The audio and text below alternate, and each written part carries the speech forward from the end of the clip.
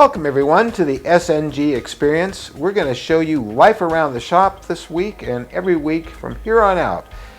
You're going to go through all the things we do around here. In fact, this week we had to go into town. We should have got this on video, but we took the dogs into town to get shots and checkups, and that was a lot of fun. It was so hot in LA. We also went to Berman Industries and picked up some foam rubber and other materials because we are going to recreate how Leonard Nimoy's ears were done, how I did Leonard Nimoy's ears for the first movie for Adam Nimoy and his Spock, his documentary. They're going to be coming next week, and we're going to start this. So we're going to show you little snippets of that because, after all, this is for Adam's documentary For the Love of Spock. But we are going to show you little bits and pieces from that, hopefully some funny moments. I'm sure there will be. There always is when you're putting a bald cap on somebody and casting their ears. We're going to go all through a bunch of stages with making them, but you'll also be able to see this done again later because Mary and I are going to be Vulcans for Halloween. So let's get on with the show and show you what goes on around here on a daily basis. Oh, hi. Well, you kind of caught me. I'm doing something really important at SNG today, and that is I want to finish this slot car track. This has been like going on forever now. And of course, if you remember, those of you who've been watching the show from the beginning, remember it back at the old place in Northridge. It was much larger, but that was because it was stretched out. We've got the same amount of track. It's in a big curve, but I want to finish it. I want to make it look pretty much realistic, like a good train set. And so bit by bit, here between the lines, I'm doing little bits and things, like taking this ballast here and putting it up to the edges of the track to blend the track into the rest of the ground here. So what I have here is railroad ballast that I got from the hobby store. In fact, I got it from Ventura Hobbies here in Ventura, a great hobby shop. And I'm just I want to have it kind of up to the edges of the track, and what I'm going to do is put very thin down white glue and then spritz water on it, something I learned from the internet, and like that. Got my little brush here.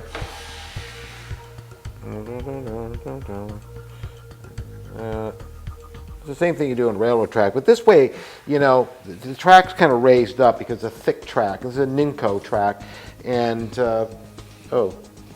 fuzz. So this kind of blends it off into the rest of the terrain, which I want to do. Not the train, the terrain. This is watered down white glue, which I'm almost out of, and you just kind of squirt it on like this, and I just ran out. I think there's more upstairs, and then I'm going to take my spritz bottle, which is right here, and you kind of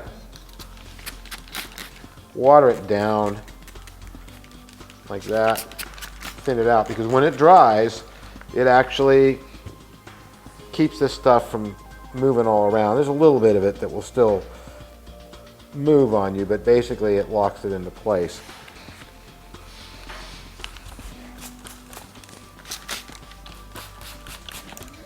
And then, just to make it look a little better, I just put a little bit more over the top like that. And then I'll get rid of the excess after it dries. For the turf look, originally I put down this railroad turf that comes on like a roll. And, the turf came off. Because it's not finished yet. And it looks, okay, but it's kind of, all too even and everything. And too fine of a surface. So what I like to do is take a little bit of spray adhesive. This is 3M77. Good stuff. And spray it all on here.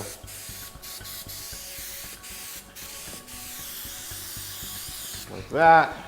And then I take my turf and sort of sprinkle it on.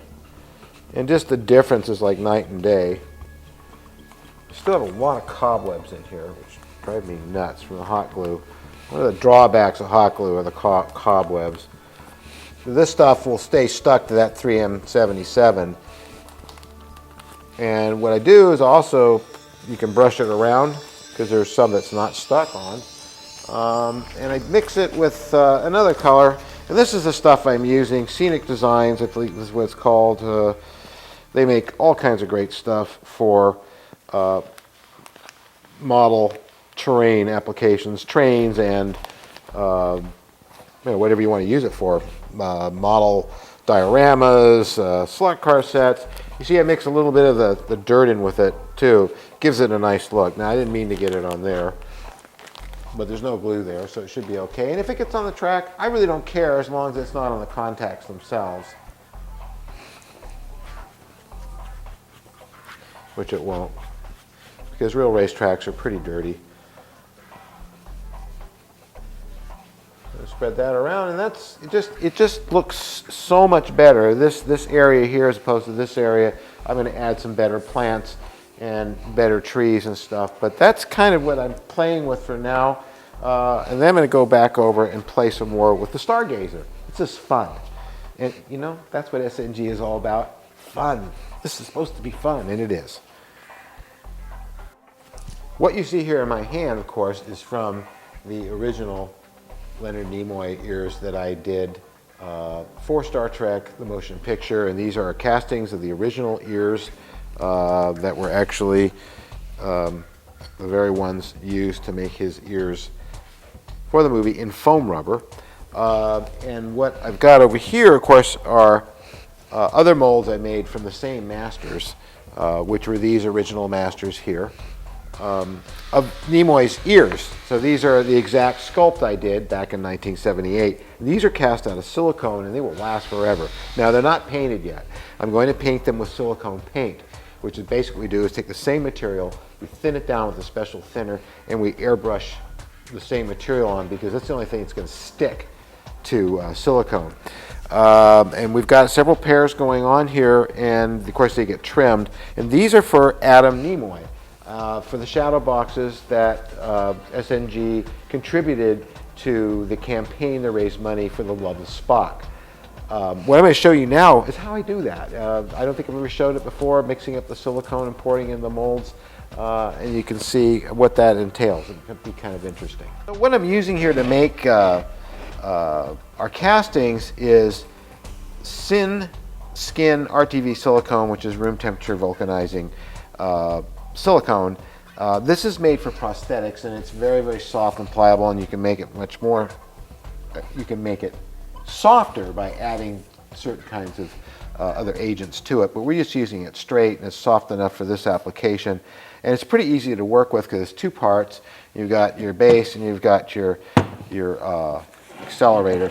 And I'm just going to put it on this wonderful scale here, which was wonderful at one time, but working in makeup effects and models and stuff, things get really filthy. And you can't clean the stuff off. So I'm going to get 100 grams in there.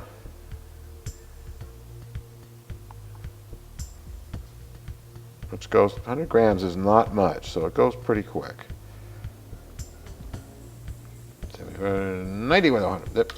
Like I said, it goes quick. So I got 117 in there. I got to take out some. That's about right. Ooh, 109. I was close. 106. Really? Okay. 104.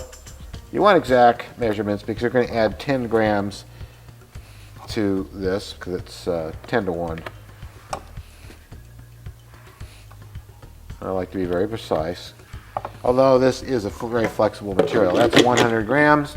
And now I'm going to add the accelerant. So I'm going to add 10 grams to every 100 grams. Always shake it up good. I'm going to put that in there. We'll get 10 grams. 2.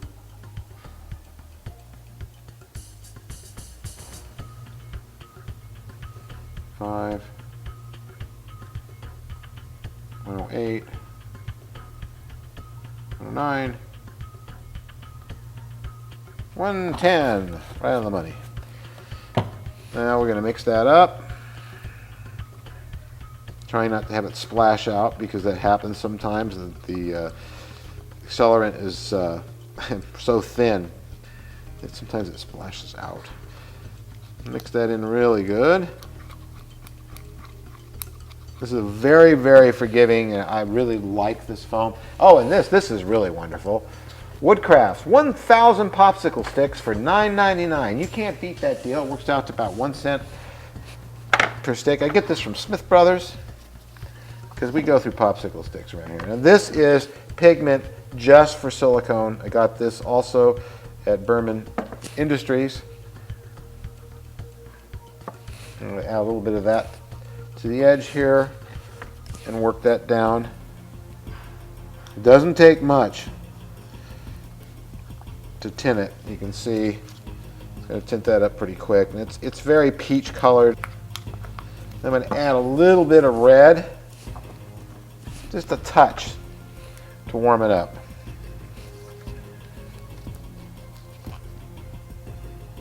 And let those little threads go in there, and that should be sufficient. It's that tiny little bit there. In fact, that might even be too much. But it just makes it get that pink in it, because we're full of blood. Although Vulcans have green blood. Well, we still are fleshy and so that's, you know, it's a okay flesh cone. It could be a little darker, so I'm going to add a little bit more of that. Mix it in. And then, because our skin does have a tendency to be a little on the orange side, we're getting closer. I'm going to add a little bit of yellow. It's a tad.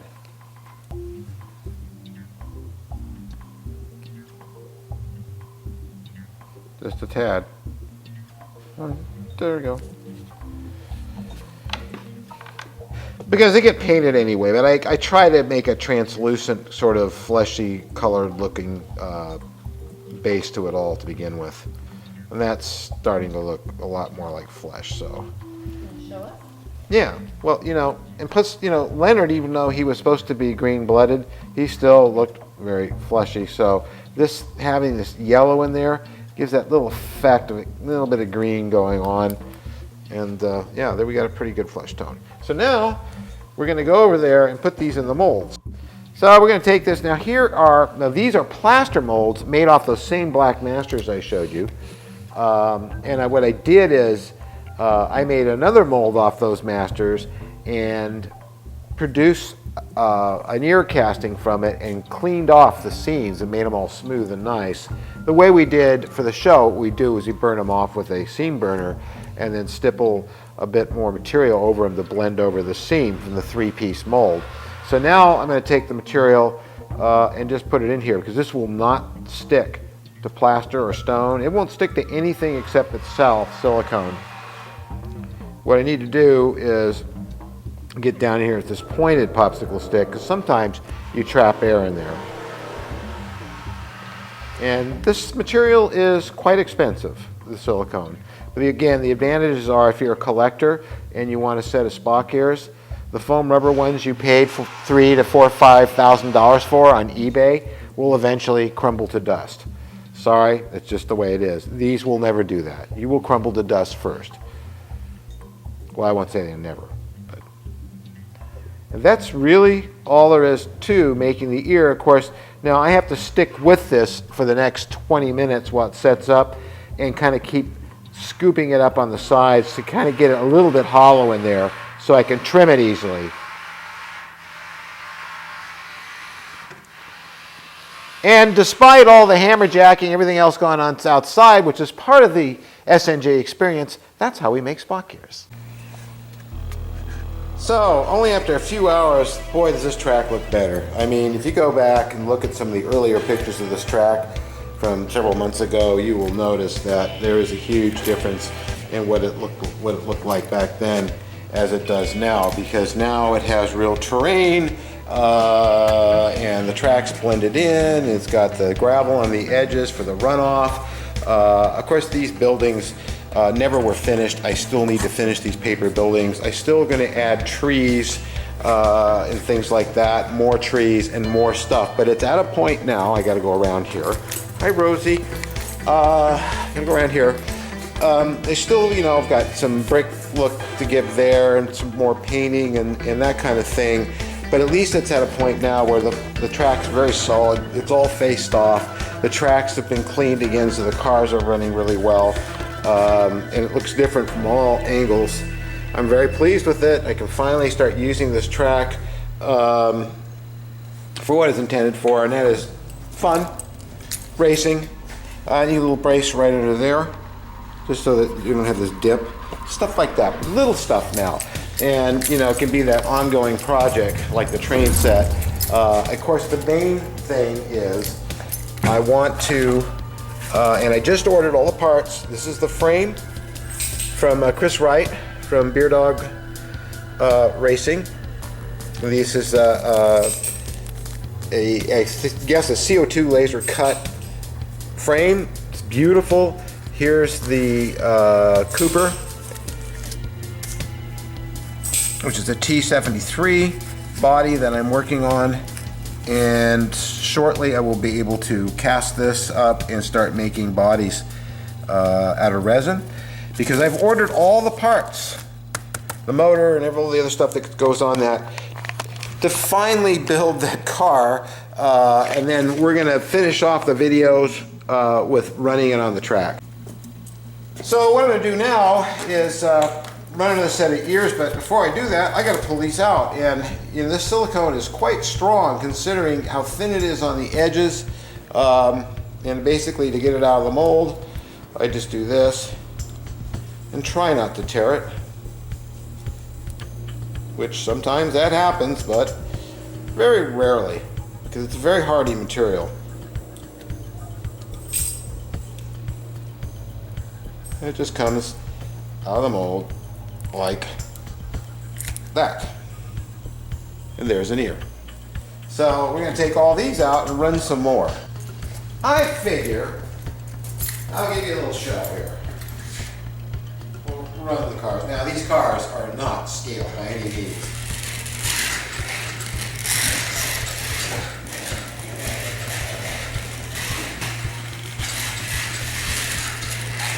This one's not so fast.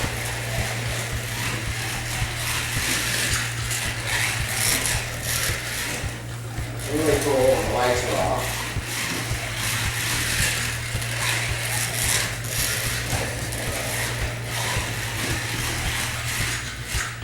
Alright, now here I'll show you the MGB, and I have lots of cars, but these are two of my favorites. Now the MGB is ridiculously fast. And that's ridiculous. And that car is doing 300 miles an hour in scale speed. Oh! So, that's why these are up. So that unqualified drivers do not do what I just did.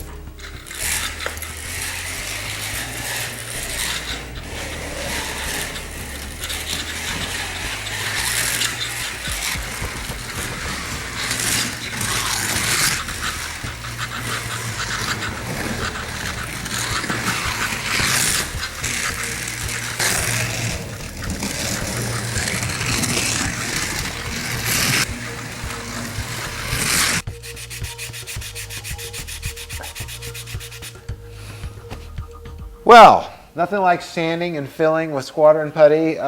This, of course, is Stargazer, the model I've been working on for, well, a couple of weeks now. It was a vacuum form kit. Some of you have been following along. And we're at the point now where I've got the nacelles on. They are actually straight and level to the whole ship, which was not, well, it wasn't difficult, but it was a little trying, because being that this is made out of vacuum formed plastic, which is very thin and flexible. It is styrene, and it has all the detail that an injection molded kit has because of the way the man who made this kit vacuum formed it. He vacuum formed it reverse, meaning that the molds were female molds and he pulled into them. That way he would get all the detail. I know that a lot of you know that vacuum formed models can be very smooth surface, and you have to add all the details and the panel lines and stuff, but in the case of this model you don't have to. It has all the detail. and it's wonderful, but it's thin. So what I did was use a hairdryer, an old hairdryer. This one here from when I worked on some of the earliest TV shows and movies I can think of back during the 70s. I still have it, it still works. And unlike the new ones, this one gets pretty hot. And so I was able to heat these and heat these very carefully. Not a heat gun would ruin them, but with a hairdryer, you get hot enough and tweak them and bend them and hold them with a fan on until they cooled, and voila, they're all level and nice to each other. I'm going to turn it on because this is fully lit, this model. I'm using a Randy Newbert or Voodoo Effects nav board. One of his nav boards. Well, Mary shuts the lights off. Which I always use, and A, because I love Randy. He's a great human being. He's a good friend. B, because his boards are like Tiger tanks. They, you know, if you know what a Tiger tank is, they take the most incredible abuse of any electronics I've ever used. And I have one of these in my Enterprise now for 4 years, and you know that model's hardly ever off, and I've never lost it. None of his boards have ever gone bad on me. I'm so secure with them, I actually put them inside the model. Because on this one, we just have one power lead coming out. Previously, I would put the board in the base, but I didn't do it with this one because I don't really need to. These will eventually be our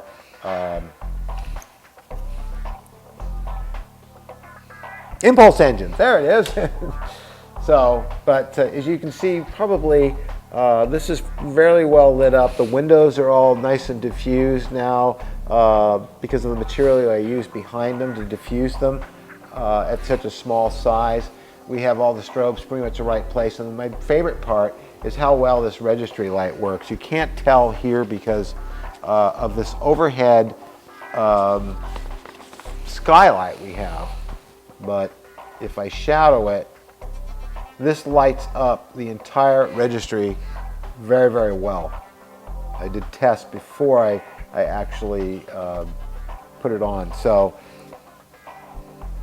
by cutting out the decals and putting them there and seeing if it actually lit them up. I mean, there's so much light coming from this, and it is right down on the surface. So this is coming along really, really well. What I'm doing now is I am sanding with the vacuum model. There was a bit of an overlap when I put them together, and this will just get rid of it. And when I put the Aztecs on, it'll be gone. As you can see, just in this one spot right here, we got a nice, beautiful blend. And I mean, I really was a monster the way I put this stuff on, but it paid off, so I'm gonna get a nice blend all the way around. Likewise, I did that on the seam here. It's a beautiful model. I just love this, and I've been told that it may be possible these will be available again. I'm still not at liberty to tell you who made them, but I certainly, you know who you are, and I thank you very much for sending this model almost, what, 4 years ago now, or 3.5 years ago. So this is going to, of course, be part of one of our pay videos, and you'll see everything and how it was built, and how I drilled every hole, and every product I used, all of that. But we'll talk more about that later when it's available. Well, thanks for joining us once again for the Sng Experience, and we will attempt in the future to carry a camera with us at all times. And no matter where we are, what we're doing, if it's related to what we're doing here at Sng, we're going to bring you into our lives and our experience here so you can enjoy it. Thank you so much for all your support. You know, and all the support you've been giving to Patreon. My goodness, you guys are really, really coming through. We love you a whole bunch. You are what keeping us going. Thanks, and have a great weekend.